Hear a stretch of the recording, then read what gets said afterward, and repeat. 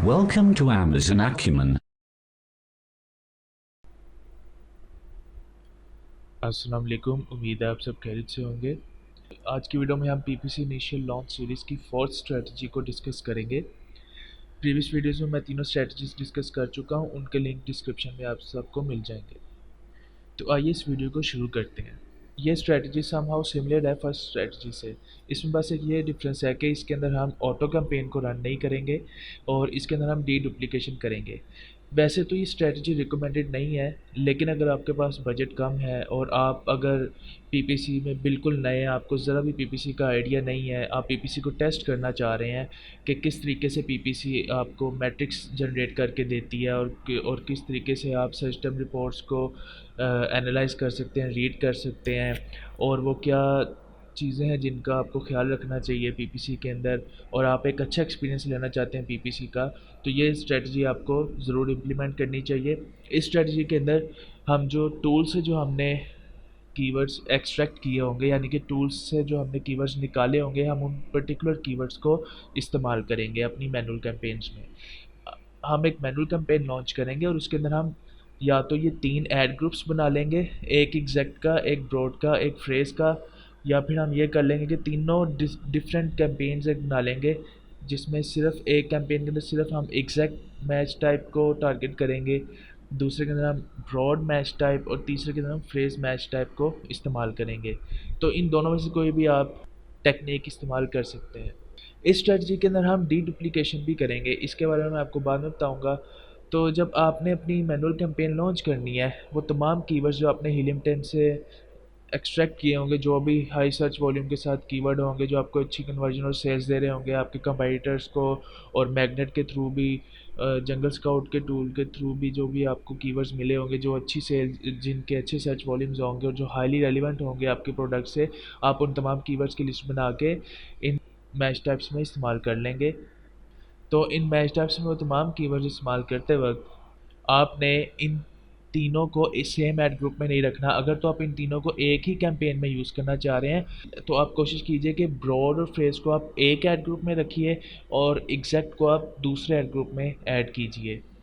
एक कैंपेन के अंदर हम बेशुमार ऐड ग्रुप्स बना सकते हैं, तो उस लिहाज से जब हम इन दोनों को डिफरेंट ऐड ग्रुप्स में रख लेंगे, उसका फ़ायदा ये होगा कि हम उससे डी डुप्लीकेशन को अवॉइड कर सकते हैं। डी डुप्लीकेशन की मैं आपको एक मिसाल देता हूँ कि मिसाल के तौर पे एक कीवर्ड है ब्लैक हैट। अब आपने वो ब्लैक हैट कीवर्ड, सपोज़ कीजिए आपको वो हिलिप्टन ने जनरेट करके दिया था, आपने वो ब्लैक हैट कीवर्ड यूज़ किया अपनी मैनुअल कैंपेन के अंदर, तो उस कीवर्ड को आपने पहले तो इस ऐड ग्रुप में यूज़ किया है जिसमें ब्रॉडर फ्रेज आपने इस्तेमाल किया हुआ है, और आपने एग्जैक्ट में भी उस कीवर्ड को टारगेट कर दिया, क्योंकि वो ब्लैक हैट कीवर्ड जो है वो आपके कंबाइटर्स को बहुत अच्छी कन्वर्जन दे रहा था, सेल्स दे रहा था, और उस कीवर्ड पे आपके कंबाइटर्स 1 से 20 पोजीशन के ऊपर रैंक थे। तो आपने जब तमाम एनालिसिस और रिसर्च की, तो आपको पता चला कि वो एक बहुत हाईली कन्वर्टिंग कीवर्ड है, और ब्रॉड फ्रेज में आपने उस पर्टिकुलर कीवर्ड को इसलिए ऐड किया ताकि आपको उस कीवर्ड की डिफरेंट वेरिएशंस मिलें, कुछ ऐसी वेरिएशंस भी मिल जाएं जहां पर आपकी प्रोडक्ट की और भी ज़्यादा सेल आ रही हो, तो यानी कि आपके पास और भी उससे रेलिवेंट कीवर्ड्स आ जाएं जिन पे आपकी प्रोडक्ट्स की सेल्स अच्छी हो। तो इसके अंदर देखिए, जब आप ब्लैक हैट कीवर्ड को ब्रॉड फ्रेज में इस्तेमाल करेंगे, तो ब्रॉड और फ्रेज के अंदर उस पर्टिकुलर ब्लैक हैट, उस खाली ब्लैक हैट कीवर्ड के भी इंप्रेशंस जनरेट हो रहे होंगे। जब आप ब्रॉड फ्रेज की सिस्टम रिपोर्ट डाउनलोड करेंगे, तो उसके भी ब्लैक हैट, खाली ब्लैक हैट के भी इंप्रेशन जनरेट हो रहे होंगे, और बाकी कीवर्ड्स के भी इंप्रेशन जनरेट हो रहे होंगे।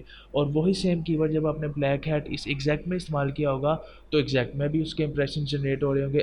अब यहाँ पर हुआ क्या है कि जो ब्लैक हैट कीवर्ड है, उसके इम्प्रेशंस डिवाइड हो गए हैं दोनों ऐड ग्रुप्स में। और जब किसी भी पर्टिकुलर कीवर्ड के इंप्रेशंस डिवाइड हो जाएं with in the same campaign और डिफरेंट कैंपेन्स, तो वो एक अच्छा डाटा नहीं होता, वो एक अच्छा हिस्टोरिकल डाटा नहीं प्रोवाइड करता उस पर्टिकुलर कीवर्ड का।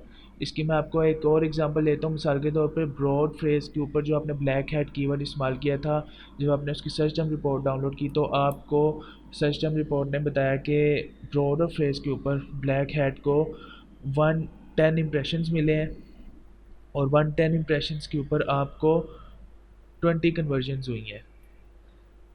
जबकि आपने जब वही सेम कीवर्ड जो ब्लैक हैट है, वो जब आपने एग्जैक्ट पे इस्तेमाल किया, तो फॉर इंस्टेंस आपको 60 इंप्रेशंस मिले और 60 इंप्रेशंस के ऊपर आपको 45 कन्वर्जन्स मिल रही हैं। अब अगर तो ये ब्लैक हेड कीवर्ड को आप इस एड ग्रुप में एनालाइज करेंगे तो आप इसकी बिड लो कर सकते हैं। अब यहाँ पर मैं आपको एक एग्जांपल के साथ समझाता हूँ। मिसाल के तौर पे वो जो आपने कीवर्ड ब्लैक हैट इस्तेमाल किया था, उसको ब्रॉडर फ्रेज वाले एड ग्रुप के अंदर उसको 110 क्लिक्स मिले और 110 क्लिक्स के पीछे सिर्फ उसने 20 कन्वर्जन्स जनरेट करके दिए आपको। और वही ब्लैक हेड कीवर्ड जब एग्जैक्ट वाले एड ग्रुप के अंदर हमने यूज़ किया तो उसने हमें 60 क्लिक्स के पीछे 45 कन्वर्जन्स दी। अब अगर तो आप सिर्फ इस ऐड ग्रुप की सर्च टर्म रिपोर्ट को एनालाइज कर रहे होंगे तो आप देखेंगे कि ब्लैक हैट कीवर्ड आपके लिए काफ़ी हाईली कन्वर्टिंग नहीं था। आप उसकी बिड लो कर सकते हैं या फिर आप उसको गलती से उसको नेगेटिव में भी डाल सकते हैं। तो इस तरीके से आपने उस कीवर्ड को एक तरह तो इस तरीके से आपने उस कीवर्ड के स्टैट्स को गलत तरीके से रीड किया, क्योंकि वही ब्लैक हैट कीवर्ड जो है वो एग्जैक्ट में अच्छी कन्वर्जन दे रहा है। तो कलेक्टिव अगर हम देखा जाए तो यहाँ का 110 प्लस 60 170 यानी कि 170 क्लिक्स के पीछे ये पर्टिकुलर कीवर्ड आपको 45 प्लस 20 यानी कि 65 कन्वर्जन्स दे रहा है, which is satisfactory, which is not bad. तो अब यहाँ पर आपने देखा, अगर हमने उसका कलेक्टिव डाटा जो हमने मालूम किया, हिस्टोरिकल डाटा कलेक्टिव देखा, तो हमें ये मालूम पड़ा कि जो ब्लैक हेड कीवर्ड है वो हमें कन्वर्जन्स दे रहा है, वो हमें कन्वर्जन दे सकता है। और उसको हम मज़ीद ऑप्टिमाइज़ की अगर हम अपनी कैंपेन को मज़ीद ऑप्टिमाइज़ करें तो हम अपनी इकोस वैल्यू को और रिड्यूस कर सकते हैं और ब्लैक हेड की बिडिंग से हम प्ले कर सकते हैं ताकि हम एक अच्छी इकोस जनरेट कर सकें इस कीवर्ड के थ्रू। तो इसलिए डी डुप्लीकेशन ये होता है कि देखिए वो वही कीवर्ड यहाँ पर भी अपना डाटा प्रोवाइड कर रहा है सिस्टम रिपोर्ट में और यहाँ पर भी अपना डाटा प्रोवाइड कर रहा है।